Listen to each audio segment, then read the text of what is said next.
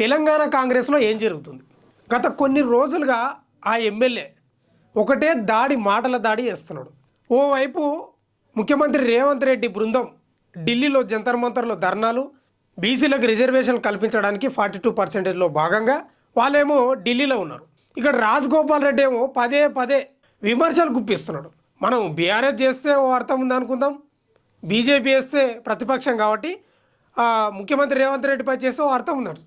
కానీ తెలంగాణ కాంగ్రెస్లో Munugode MLA, Congress MLA ఒకటే బుల్లెట్లు వదులుతున్నాడు. ఈరోజు కాదు, నిన్న కాదు, చాలా రోజుల నుంచి ఇదే నడుస్తుంది.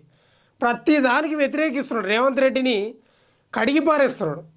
ఒక రకంగా ఏమంటున్నాడు, మొన్న మీడియాలో మాట్లాడి మనం అంతా చూసినాం కదా, ఏమంటాడు, మాటలు తక్కువ చేసుకొని మాటలు సరిగ్గా మాట్లాడి చాలా తక్కువ మాట్లాడి పని ఎక్కువ చేయాలి అని పెద్ద స్టేట్మెంట్ ఇచ్చిండు. అది తమాషా కాదు. ప్రతిపక్షం వాళ్ళంటే అదో వేరే విషయం, కానీ స్వయంగా కాంగ్రెస్ మునుగోడు ఎమ్మెల్యే అన్నాడంటే ఇక ఆయన ముఖ్యమంత్రి రేవంత్ రెడ్డి తీరు ఎట్లా ఉందో ఆయన తల మొత్తం కిందకి వేసుకోవాల్సిన పరిస్థితి వచ్చింది. మరి ఎందుకు ఇట్లా చేస్తున్నాడు? ఎమ్మెల్యే వెనక ఉండి ఎవరన్నా ప్రోత్సహిస్తున్నారా? ఎందుకు ఇట్లా మాట్లాడుతున్నాడు?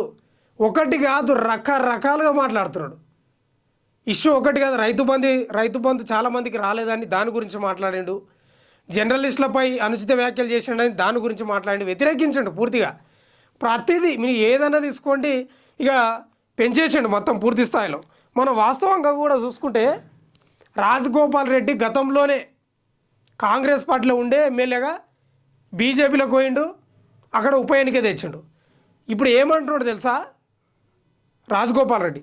అప్పుడు మునుగోడుకు మొత్తం ఎంపీలను, మంత్రులను, ఎమ్మెల్యేలను, ముఖ్యమంత్రిని కూడా రప్పించినా ఇప్పుడు కూడా రప్పిస్తా, నా బలమేందో చూపిస్తా అంటున్నాడు. నిజంగా ఇది చాలా పెద్ద స్టేట్మెంటే.